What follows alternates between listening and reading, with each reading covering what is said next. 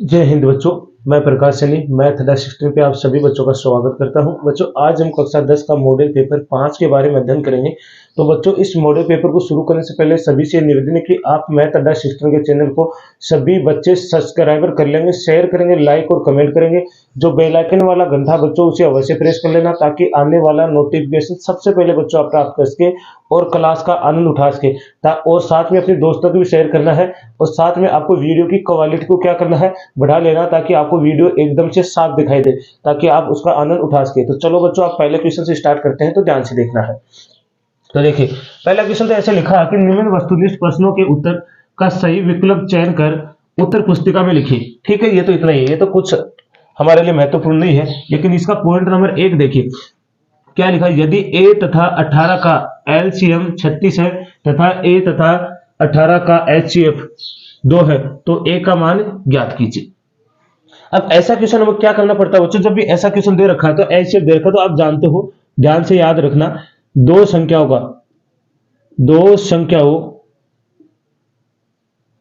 का गुणनफल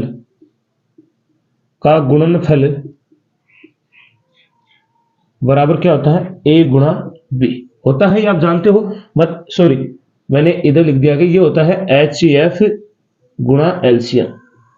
मतलब संख्या कौन सी होती है, a गुणा b क्या होती है, एचसीएफ गुणा एलसीएम, यही तो होता है।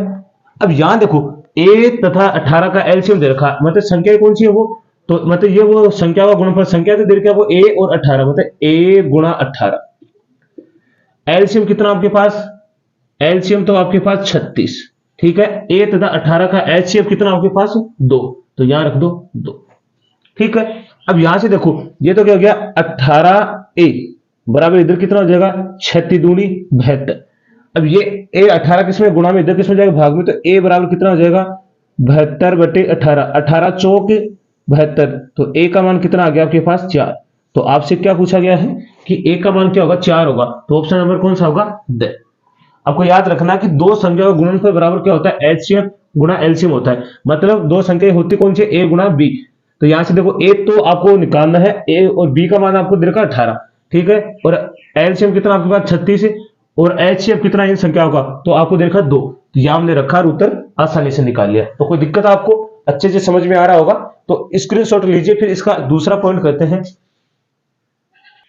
अगला देखिए बच्चों क्या लिखा है, दूसरा पॉइंट है इसका, एक त्रिघात बहुपद के अधिकतम से अधिकतम शून्यकों की संख्या क्या होती है, मतलब उसके शून्यकों की संख्या बताना है। तो देखो बच्चों त्रिघात बहुपद होता क्या है, त्रिघात बहुपद, तो बच्चों याद रखना क्या होता है, a अक्ष की घात 3 प्लस b अक्ष स्क्वायर प्लस c अक्ष प्लस d, ये हमारा क्या होता है, एक त्रिघात बहुपद होता है। अब बच्चों हमें पूछना है कि शून्य कितने होंगे इसमें, अगर त्रिघात बहुपद है तो शून्य कितने होंगे, तो इसके पास जो अधिकतम घात होती है बच्चों वही हमारे कितने, वही हमारे क्या होंगे शून्य होंगे, उतने ही हमारे क्या रहेंगे शून्य रहेंगे। तो इसकी अधिकतम घात कितनी है 3, तो हमारे शून्य भी कितने होंगे 3। तो इसका मतलब आपका ऑप्शन कौन होगा, यही आपका उत्तर होगा। आपको बस थोड़ा सा क्वेश्चन घुमा के दिया गया, बाकी बहुत आसान है कि जो जितनी घात जिसके ऊपर ज्यादा रहेंगे उतने, जैसे मैं लिख दूं चतुर्थ घात, जैसे एक की घात 4 है तो आपको पूछा जाए इसके शून्य कितने होंगे, तो इसके पास घात अधिकतम कितनी है 4, तो इसके शून्य भी क्या होंगे 4 होंगे। तो ऐसे ही आपको उत्तर बताना है, ऐसे क्वेश्चन पूछा गया है, तो ये भी आपको अच्छे समझ में आ गया होगा। तो इसका भी स्क्रीनशॉट लीजिए, फिर अगला करते हैं। अगला क्वेश्चन देखिए बच्चों, क्वेश्चन नंबर इसका तीसरा है। तो क्या लिखा है, बंटन जिसमें हमें क्या दे रखी है, संख्या दे रखी है 7 4 5 3 4 3 4 1 2 का बहुलक क्या होगा, आपको बहुलक बताना है। तो देखो अब बहुलक क्या होता है कि जैसे आपको ये अवर्गीय अंतराल के रूप में संख्या दे रखी है, तो जब भी ऐसा दे रखा तो आपको वो संख्या जो सबसे अधिक बार आ रही है वही हमारा क्या होगा बहुलक होगा। जैसे आप लिख लो 1, फिर उसके बाद में कौन है यहाँ पे 2 3 4 5 ही है। अब दो एक कितनी बार इसमें एक बार ही है, 2 कितनी बार है एक बार है, 3 कितनी बार है बच्चों 2 बार है। मतलब ऐसे पॉइंट लगा दो कि ये भाई 3 कितनी बार है 2 बार है, 4 कितनी बार है 3 बार है, कितनी बार है 3 बार, और 5 कितनी बार है 1 बार है। आगे देखो सीधा कौन है 7 है, तो 7 भी कितनी बार है 1 बार है। तो सबसे ज्यादा देख लो कौन आ रहा है, तो सबसे ज्यादा कौन आ रहा है 4, तो इसका मतलब इसका बहुलक कितना होगा 4 होगा। मैंने ऑप्शन नहीं लिखे हैं तो मैं ऑप्शन लिख देता हूं इधर, ए कितना आपके 7, ब कितना आपका 4, स कितना है आपका 3, और आपका द है तो वो कितना है 2। तो देख लो, इसका मतलब 4 आपका क्या होगा, बहुलक होगा। तो ये आपका उत्तर है। जो सबसे ज्यादा बार आएगा, जब से ज्यादा बार जो संख्या आएगी वही आपका क्या रहेगा, बहुलक होगा। तो हमारा सबसे ज्यादा बार कौन आ रहा है, 4, कितनी बार 3 बार, तो हमारा बहुलक कितना होगा, 3 होगा। तो ये कोई दिक्कत आपको सॉरी, सबसे ज्यादा बार कौन आ रहा है, 4 है, तो आपका बहुलक भी कौन होगा, 4। तो आपका उत्तर कौन रहेगा, ब। तो इसका भी स्क्रीनशॉट लीजिए। फिर अगला करते हैं हम। अगला देखिए बच्चों, क्या लिखा है, समीकरण 3x प्लस 2y माइनस 12 बराबर 0 में यदि x बराबर 4 है तब आपका y का मान ज्ञात करना है। आपको एक समीकरण दे रखा है। समीकरण क्या दे रखा है बच्चों, आपको 3x प्लस 2y माइनस 12 बराबर 0। यहाँ पे x का मान आपको कितना दे रखा है, 4। मतलब आपको ये x का मान 4 इसमें समीकरण में रखना है और आपको बताना है कि y का मान क्या आएगा। तो रखिए, मैं रखू 3 गुणा 4 प्लस 2y माइनस 12 बराबर 0। तो ये होगा 3 चौक कितना हो गया, 12 प्लस 2y माइनस 12 बराबर 0। देखो ये प्लस का 12, ये माइनस का 12, तो ये दोनों कट गए। तो 2y बराबर क्या आ गया, 0। तो y बराबर कितना आएगा, 0/2। 0 में 2 का भाग लगेगा तो y का मान कितना आ जाएगा, 0। तो आपका y का मान क्या रहेगा, 0। ऑप्शन में क्या आएगा, ऑप्शन नंबर ए।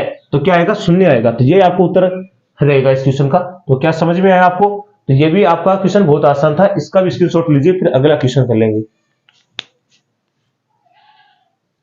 अगला देखिए बच्चों, क्वेश्चन 5 क्या लिखा है, m के किस मान के लिए 10m-2 समांतर श्रेणी में होंगे। तो आपको देखो ये समांतर श्रेणी के पद दे रखे हैं। क्या दे रखे हैं, जैसे एपी दे रखी है आपको, एपी क्या दे रखी है आपको, दे रखी है 10m-2, ऐसे दो डॉट दे रखी है। आपको पूछा गया जो m हमारे पास, इसका मान क्या होगा। तो बच्चों ये तो होता है a1, ये होता है a2, और ये वाला हो गया a3। तो a1 बराबर क्या होता है a, और a का मान आपके पास कितना है 10। a2 बराबर क्या होता है a प्लस डी, और a प्लस डी का मान क्या आपके पास m है। ऐसे आपको क्या दे रखा है a3, a3 क्या, तो आपका a प्लस 2d बराबर कितना दे रखा आपको -2। तो यहां से आपके पास क्या है बच्चों, a प्लस 2d बराबर कितना आ रहा है -2। तो यहां से आपके पास a का मान है, a का मान कितना है 10। तो यहां पे रखिए, तो 10 प्लस 2d बराबर -2। इस 10 को देखिए प्लस का उधर किस में जाएगा, माइनस में। तो 2d बराबर -2 -10। तो 2d बराबर -12। तो d बराबर आएगा -12/2। तो ये हो गया 6 दूनी 12। तो d का मान कितना आ गया -6, क्योंकि ये देखो गुणा में था, इधर किस में चला गया, भाग में। d का मान आपके पास कितना आ गया -6।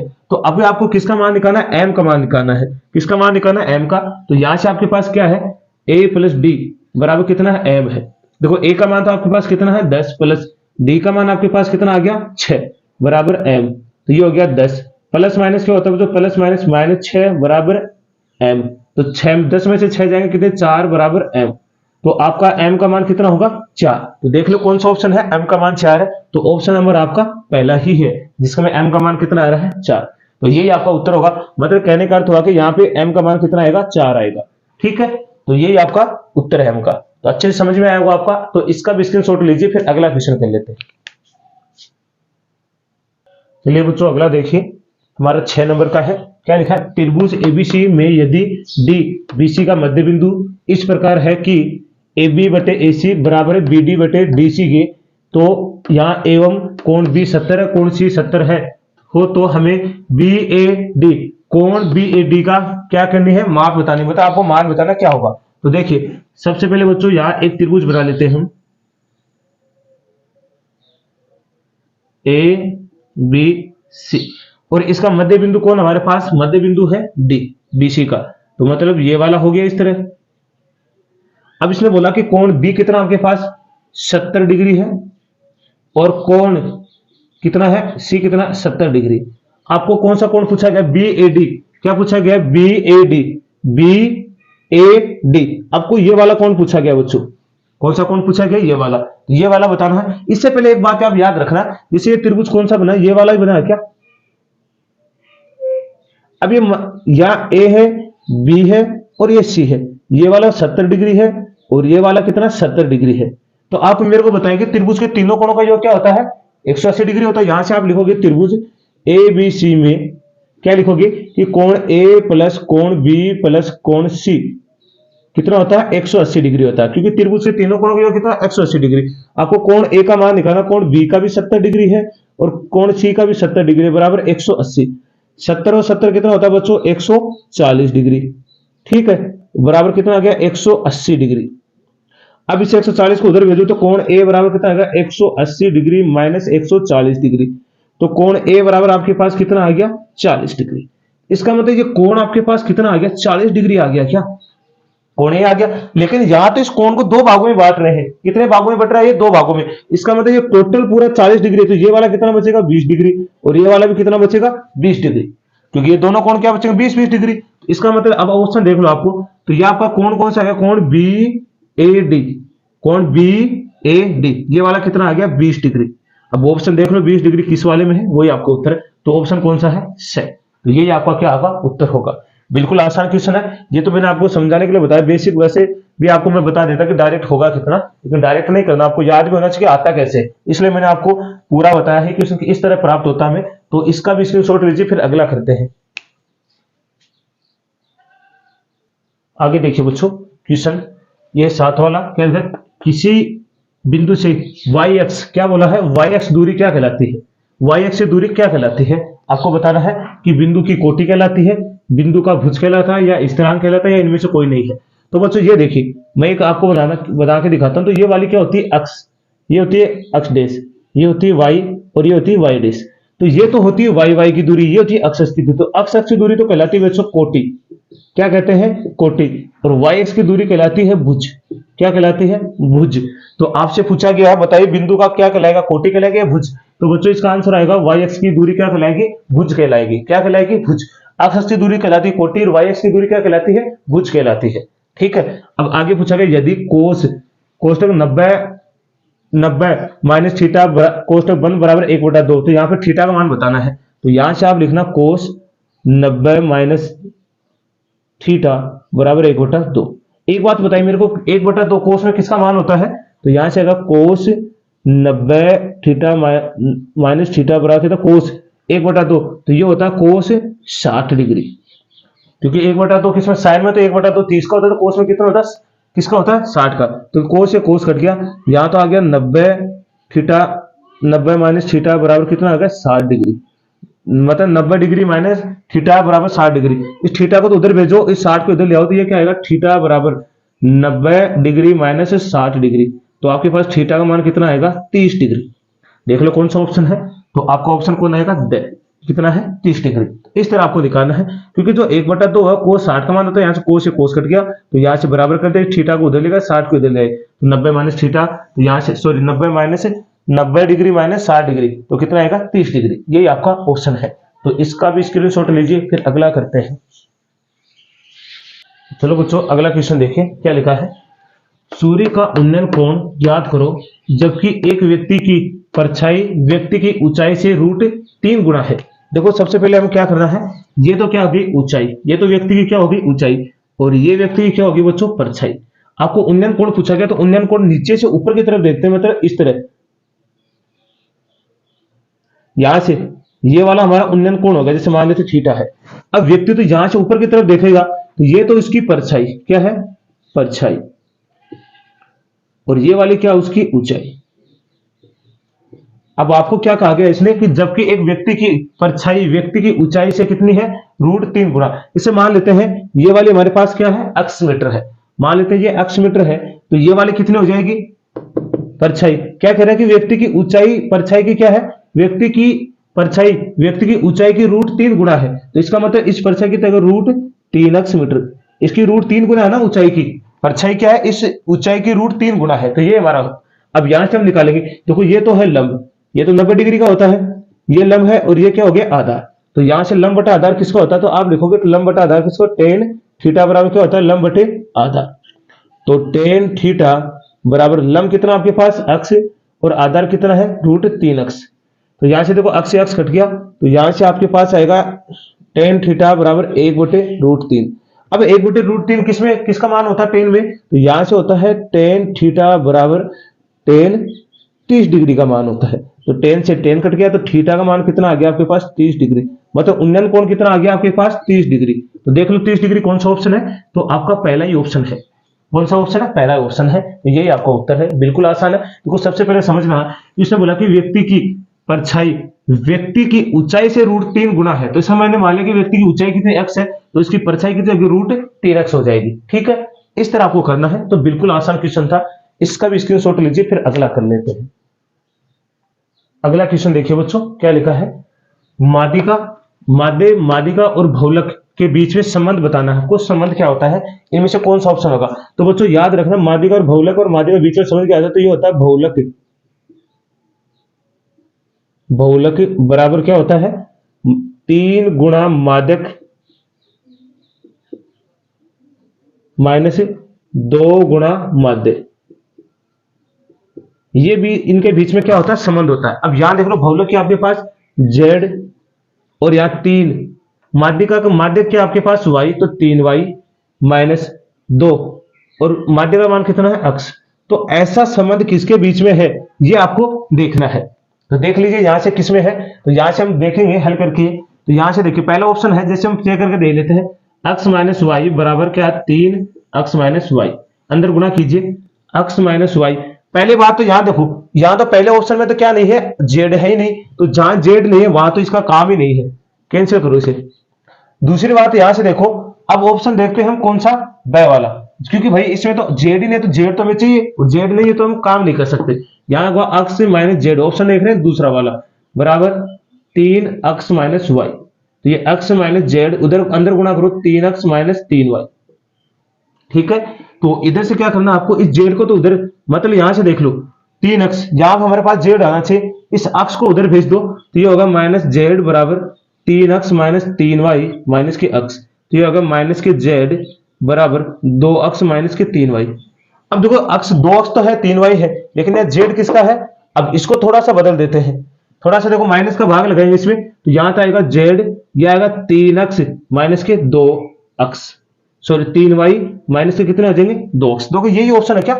जेड बराबर 3x। देखो माइनस का भाग लगाएंगे ना यहां से, या ऐसे कर लो, आपको ऐसे नहीं समझ में आता है तो यहां से माइनस के जेड, मैं माइनस कॉमन ले लेता था, जैसे माइनस कॉमन लोगे तो माइनस वाला तो क्या हो जाएगा? प्लस, और प्लस वाला क्या हो जाएगा? माइनस। ये कितना हो गया? 2x। ठीक है, अब माइनस माइनस क्या हो जाता है? बराबर है बच्चों, प्लस हो गया। तो जेड बराबर क्या हो गया? 3y माइनस के 2x। तो 3y माइनस के 2x बराबर जेड। तो ऑप्शन कौन सा होगा आपका? ब। कौन सा हो जाएगा? ब वाला हो जाएगा। ठीक है, तो इस तरह आपको बताना। वैसे रियलिटी संबंध कौन सा होता है? ये वाला होता है। ऑप्शन ऐसे दिया गया कि इसमें से ऑप्शन वाला कौन सा आएगा, तो उसको पहले सरल करना पड़ेगा, तभी हमें पता चलेगा कि कौन सा ऑप्शन है। तो सरल किए बिना हम नहीं बता सकते, तो इस तरह आपको सरल करना है। सरल किया तो देखो ये दोनों सेम आ गए, तो ये हमारा संबंध है। तो इसका भी स्क्रीनशॉट लीजिए, फिर अगला क्वेश्चन करते हैं। कई बार इस पर क्वेश्चन भी पूछ लेते हैं बच्चों, तो आपको संबंध याद रखना है। देखिए बच्चों, अगला क्वेश्चन देखिए क्या लिखा है। एक वृत्त के बाह्य बिंदु से खींची गई अधिकतम स्पर्श रेखाएं होती है। एक क्या है? बाह्य बिंदु। एक वर्त का जैसे बाह्य बिंदु, जैसे ये मान ले क्या है? एक वर्त है,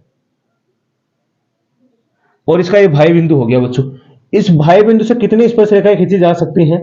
तो याद रखना बच्चों, कितनी स्पर्श रेखाएं खींची जा सकती है? आप दिखाई दे रहे हो आपको, कितनी है? 2।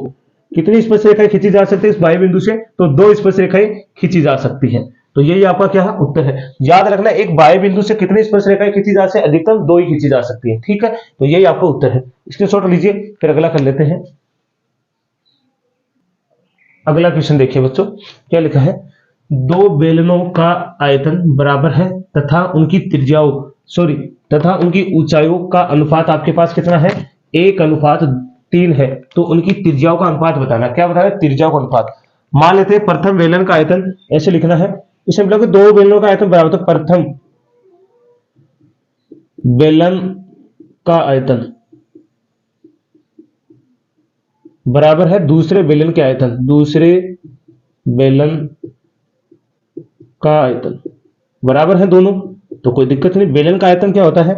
पाई आर स्क्वायर एच। इधर भी क्या होगा? पाई आर स्क्वायर एच, लेकिन इसको मानेंगे R1 H1, इसको मानेंगे R2 H2, क्योंकि यार अन्यथा ये तो दोनों बराबर कट जाएंगे। देखो पाई से तो पाई कैंसिल हो गया। अब हमें तो R का मान निकाला, तो इस R को तो इधर, H को उधर भेज दो, तो R1 का स्क्वायर बटे R2 का स्क्वायर बराबर क्या होगा? H2 बटे H1। अब H2 बटे H1 का मतलब ऊंचाई, आपको किसका मान दे रखा है? अनुपात दे रखा है ऊंचाइयों का। तो यहां से आप क्या लिखोगे? R1 का स्क्वायर प्लस R2 का स्क्वायर कितना दे रखा है आपको, मतलब पहले ये H1 है, फिर ये H2 है, तो ये कितना आएगा 3/1। ठीक है। अब देखो इसको कैसे लिख सकते हो बच्चों, आप इसको ऐसे भी तो लिख सकते हो आप, R1/R2 का होल स्क्वायर बराबर 3/1। अब इस स्क्वायर को उधर भेज दो तो ये क्या आ जाएगा R1/R2, इधर क्या हो जाएगा √3/1 हो गया। अब देखो इसको आप लिख सकते हो कि R1/R2, ये तो कितना हो जाएगा √3, और एक का क्या होता है √1 ही होता है, एक का से एक को आप रूट में देखो उसका मान कितना होता है, एक ही होता है, ये वाला एक। लेकिन हमारा उत्तर ये नहीं है बच्चों, ये वाला नहीं है। तो इसको क्या करना है आपको, इस √3 के ऊपर नीचे गुणा करनी है, इसे बोलते हैं परमेकरण। तो देखो √3 को √3 से गुणा करेंगे 3, और बटे में कितना, एक को √3 से गुणा करेंगे 3, तो आपके R1/R2 आ गया। इसका मतलब आपको लिखोगे तो R1 अनुपात R2 तो बराबर कितना हो जाएगा 3/√3। देख लो कौन सा ऑप्शन है, तो आपका ऑप्शन देखो कौन सा आ रहा है, ड। कौन सा ऑप्शन आ रहा है, ड। तो ये आपका उत्तर होगा। ऑप्शन के देखे है, बाकी आप यहीं भी छोड़ सकते हो, कोई दिक्कत नहीं है, क्योंकि ऑप्शन में पता है हमें, तो ऑप्शन देके हमें पता लगाएंगे उत्तर कौन सा है। बाकी ये दो तो हमारे है ही नहीं ऑप्शन, क्योंकि इसमें √3 नहीं है, बाकी √3 इनमें है, तो इसके लिए हमें इसका परमेकरण करना पड़ा, अन्यथा परमेकरण करके बिना करे भी छोड़ दे सकते थे, क्योंकि और इसमें ऑप्शन होता तो। ठीक है, तो यही हमारा उत्तर है। तो इसका भी स्क्रीनशॉट लीजिए, फिर अगला कर लेते हैं। अगला क्वेश्चन देखिए बच्चों, क्या लिखा है, 10 सेंटीमीटर त्रिज्या वाले वर्त की एक जीवा केंद्र पर समकोण अंतरित करता है, तो जीवा की लंबाई ज्ञात करना है। अब देखो सबसे पहले आपको क्या लिखना है, जैसे एक वर्त है, ये वाला वर्त हो गया। ठीक है, इस वर्त का ये हो गया केंद्र, इस कोण केंद्र पर क्या करती है जीवा है, वो क्या करती है समकोण बनाती है। तो जैसे मान लेते हैं ये वाली हमारी कोई जीवा है, यहां से ले लेते हैं इस तरह, जैसे मान लो कि ये वाली मैंने कुछ जीवा ले ली, ये केंद्र पे क्या बनाती है, समकोण बनाती है। तो ये मैं इसको टच कर दिया भाई, ये वाला क्या बनाती है, केंद्र पे समकोण बनाती है। तो आपको पूछा गया इस जीवा की लंबाई बताने। अब त्रिज्या आपको कितनी दे रखी है, 10 सेंटीमीटर। अब एक बात याद रखना बच्चों, ये जो दोनों साइड में होती है ये त्रिज्या होती है, ये भी कितनी रहेगी 10 सेंटीमीटर त्रिज्या है। आपको पूछा गया कि बताओ ये जीवा, ये यहां से मतलब ओ, आपको ए और बी, आपको इस ए बी की मतलब ये टोटल ए बी की लंबाई पूछी गई, ये वाली कितनी है। ठीक है, तो यहां से आपके पास समकोण है, समकोण के जस्ट सामने वाला क्या होता है बच्चों, कर्ण होता है। अब कर्ण ही होता है तो ये वाला हमारा क्या हो जाएगा, लंब हो जाएगा, और ये वाला क्या हो जाएगा, आधार हो जाएगा। ठीक है, तो यहां से देखिए, यहां से आप लोग त्रिभुज ए ओ बी में क्या लगाओगे, पाइथागोरस प्रमेय, पाइथागोरस प्रमेय। तो ये क्या होती है, ये होती है कर्ण का स्क्वायर बराबर लंब का स्क्वायर प्लस क्या होते हैं, आधार का स्क्वायर। आधार को पहले लिख दो या बाद में, कोई दिक्कत नहीं है। कर्ण तो आपके पास कितना बच्चों, ए बी, तो ए बी का स्क्वायर बराबर लंब कितना आपके पास 10 का स्क्वायर, और आधार भी कितना आपके पास 10 का स्क्वायर। तो यहां से आपके पास क्या आएगा, ए बी का स्क्वायर बराबर 10 का स्क्वायर 100 और 10 का स्क्वायर 100, तो आपके पास आ गया ए बी का स्क्वायर बराबर कितना हो गया 200। अब इस स्क्वायर को उधर भेजेंगे तो किसमें जाएगा, रूट में, ए बी बराबर हो गया √200। तो इसको आप क्या लिख सकते हो बच्चों, ए बी मतलब 200 को आएगा हमारे पास कितना आएगा 2 या ऐसे लिखा लो, क्या आएगा 100 गुणा 2। तो 100 अगर 100 को रूट से बाहर निकालेंगे तो किसके रूप में आएगा, 10 के रूप में, अंदर कितना रह जाएगा √2। इसको लिख सकते हो सेंटीमीटर में, ए बी कितना आएगा 10√2, 10√2, तो 10√2 देख लो कौन सा ऑप्शन है आपका, ये सेट, ये आपको उत्तर होगा। बिल्कुल आसान, वैसे आपको समझना कि क्वेश्चन क्या कह रहा है, क्या हमें निकालना है, क्या पूछा गया है। ठीक है, तो इस तरह आपको क्वेश्चन निकालना है, तो इसका भी स्क्रीनशॉट लीजिए, फिर अगला कर लेंगे। अगला क्वेश्चन देखिए बच्चों, क्या लिखा है, एक पासे को फेंकने पर सम अंक आने की प्रायिकता होगी। तो सबसे पहले आप लिखना एक पासे पे प्राप्त घटनाएं, एक पासे पर प्राप्त कुल घटना कितनी होती है बच्चों, 6। कितनी होती है, 6 होती। कौन सी है, होती है 1 2 3 4 5 और 6। अब देखो सम संख्या, पासे पर सम संख्या लिखना है, पासे पर सम संख्या। तो सम संख्या कौन सी होती है बच्चों, जिसमें 2 का भाग जाता है, तो कौन सी होती है 2 4 और 6, मतलब टोटल कितनी आपके पास 3 है। इसकी पूछी गई प्रायिकता पूछी गई आपसे, तो आपको क्या लिखना है, 5 से पर सम संख्याएं प्राप्त होने की प्रायिकता। तो क्या होती है बच्चों, आप लिखते हो अनुकूल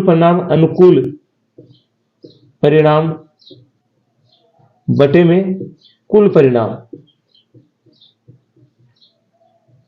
तो अनुकूल परिणाम कितने हैं आपके पास, मतलब सम संख्या कितनी है 3, कुल परिणाम आपके पास कितने हैं 6। तो कर लो 3 एकम 3 दून 6, तो कितना आ गया 1/2। तो सम संख्या आने की प्रायिकता कितनी रहेगी आपकी 1/2। जो ऑप्शन कौन सा होगा आपका से, कौन सा होगा से। तो यही आपका उत्तर है। तो इसका भी स्क्रीनशॉट लीजिए, फिर अगला क्वेश्चन कर लेंगे। अगला क्वेश्चन देखिए बच्चों, क्या लिखा है, एक समांतर श्रेणी जिसके पद दे रखे A1 A3 A5 का nवां पद ज्ञात करना है। तो सबसे पहले देखो यहां से A1 A का मान आपके पास क्या है A, मतलब प्रथम पद आपके पास क्या है A ही है, और आपके पास सारों अंतर निकालोगे तो मतलब D का मान निकालोगे तो दूसरे पद में से 3A में से क्या घटाओगे A, तो कितना आ जाएगा 2A। आपसे पूछा गया nवां पद, तो nवां पद क्या होता है, तो यहां से आप क्या लिखोगे AP का nवां पद क्या होता है बच्चों an बराबर A plus n minus 1 into D. ये आपसे पूछा गया है। तो यहां से देख लो nवां पद पूछा गया तो n ही है, A का मान कितना आपके पास A, n minus 1 into D का मान कितना आपके पास 2A। ठीक है, तो अंदर गुणा कर दीजिए आप, तो A प्लस क्या आएगा 2an माइनस के 2A। तो यहां से देखो आप काटोगे तो कितना आएगा, ये प्लस का A है, ये माइनस के 2an माइनस के A। यहां से देखो A कॉमन आया तो A कॉमन लोगे तो आएगा 2n माइनस के 1। तो देख लो आपका anवां पद कौन सा है, आपके सामने आपको दिखाई देगा, उत्तर देख लो कौन सा है। तो ये वाला A कोष्टक 2n माइनस 1, ये वाला ही है क्या, तो ये आपका उत्तर है। तो बच्चों हमने पहला क्वेश्चन कर लिया है। अब हम दूसरे क्वेश्चन को स्टार्ट करेंगे, तो एक बार आप इसका स्क्रीनशॉट ले लीजिए, फिर हम दूसरे क्वेश्चन को स्टार्ट करते हैं। तो चलो बच्चों अगला क्वेश्चन देखिए, क्या लिखा है, निम्नलिखित प्रश्नों में रिक्त स्थानों की पूर्ति करते हुए उत्तर पुस्तिका में लिखना है। जिसमें आपको पहला क्वेश्चन दे रखा है, एक समांतर श्रेणी का प्रथम पद P है तथा सारों अंतर क्या है Q है, तो उनका 10वां पद ज्ञात करना है। 10वां पद पूछा मतलब आपको A का मान तो कितना दे रखा P, और D का मान आपको क्या दे रखा है Q, और N का मान 10वां पद निकालना है, N का मान कितना दे रखा है 10। ठीक है, तो आपको लिखना है AP का nवां पद क्या होगा an बराबर A plus n minus 1 into D. तो 10वां पद निकालना, तो इसका मतलब n का मान 10, A का मान क्या है P प्लस 10 माइनस 1, Q का मान D का मान क्या है Q। ठीक है, तो यहां से आएगा P प्लस 10 में से गया तो कितना 9Q। तो आपका 10वां पद कौन सा होगा बच्चों, ये वाला P प्लस 9Q, यही उत्तर होगा। क्वेश्चन तो वैसा लग रहा पता नहीं क्या पूछा गया, लेकिन बहुत ही आसान क्वेश्चन है, तो आप आसानी से निकाल सकते हो। तो ये आपका क्या होगा 10वां पद होगा। तो यही आपका उत्तर है, स्क्रीनशॉट ले लीजिए, फिर अगला कर लेंगे।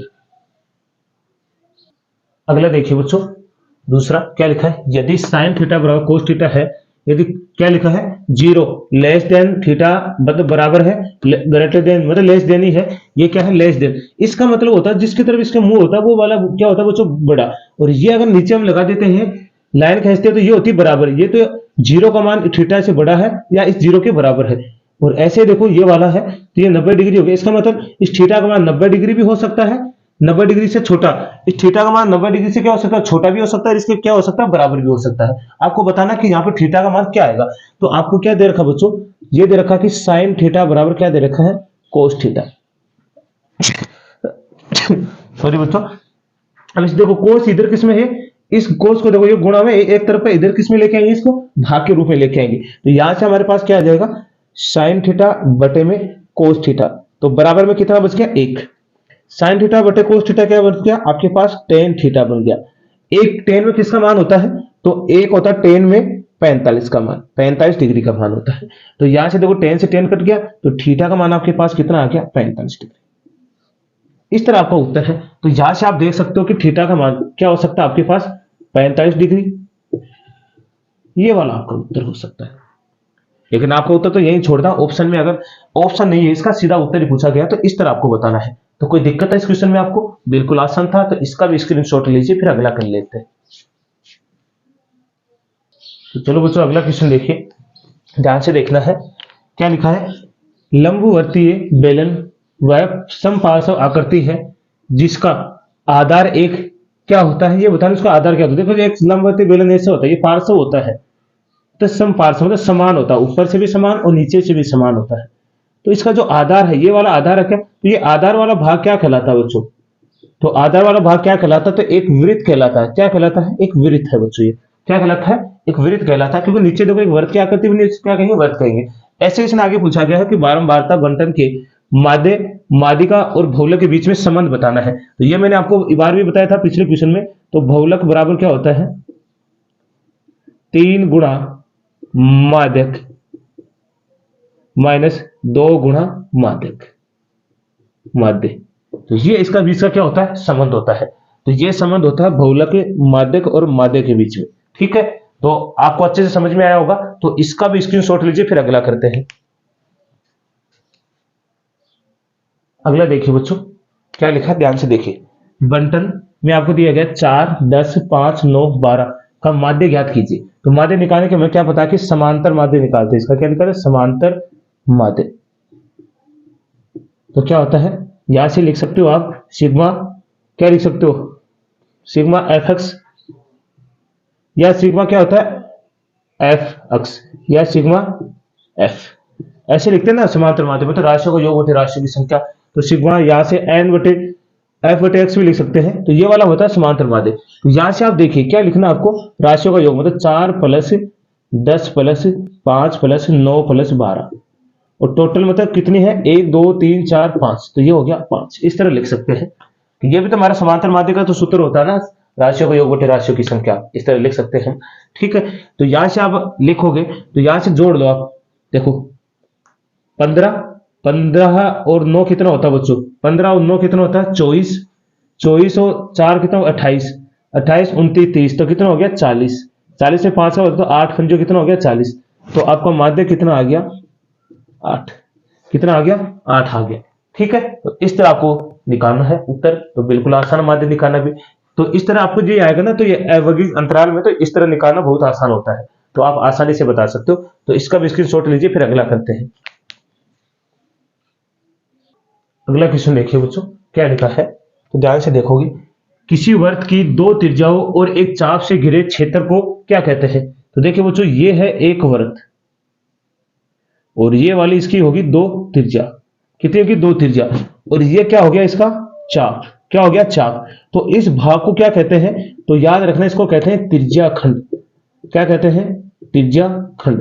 तो यहां क्या आएगा? यहां का ऑप्शन क्या आएगा? त्रिज्या खंड कहते हैं। क्या कहते हैं? त्रिज्या खंड। ठीक है, त्रिज्या खंड कहते हैं। अगला क्वेश्चन देखिए, संख्याओं 1 2 3 2 15 से यादृच्छिक 4 का एक गुणज चुने जाने की प्रायिकता बताना। कि 1 से लेकर 15 तक की संख्या में 4 के गुणज आने की क्या बताना? को प्रायिकता बताना है। तो इसका मतलब ये आपको लिखना है कि 4 के गुणज, क्या लिखना है? 1 से 15 तक की संख्याओं में 4 के गुणज।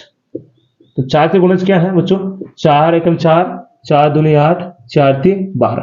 कितने हैं टोटल? 3 ही गुणज है। कितने हैं? 3, क्योंकि 4 एकम 4, 4 दूनी 8, 4 3 12। गुणज का मतलब होता है उसका, जिसका आपको गुणज पूछा गया उसका पारा बोलते जाइए, उसके गुणज आते जाएंगे। ठीक है, तो यहां से आपको लिखाना है, क्या लिखना है?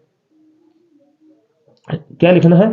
यहां से 1 से 15 तक की संख्याओं में 4 के गुणज प्राप्त होने की प्रायिकता।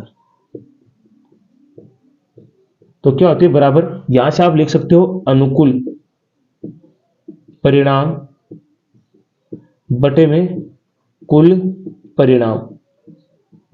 ठीक है, अनुकूल परिणाम कितने आपके पास? 3, और कुल परिणाम 1 से लेकर 15 संख्या तो पूरी कितनी है? 15। तो 3 एकम 3 और 3 पंजो 15, तो कितना आएगा? 1/5। कितना आएगा? 1/5। 5। तो ये आपका उत्तर था। तो बिल्कुल आसान क्वेश्चन था। तो बच्चों इस मॉडल पेपर का हमने पहला और दूसरा क्वेश्चन कर लिया है। तो हम आज के लिए इतना ही करेंगे, क्योंकि फिर क्लास ज्यादा बड़ी हो जाएगी तो देखने में भी बोरिंग लगेगी। तो यहाँ तक ही करेंगे। तो सभी को क्लास में मजा आएगा, देखते अच्छी लगेगी, अपने दोस्तों तक भी शेयर करना है। तो सभी को मैथ असिस्टेंट की तरफ से धन्यवाद।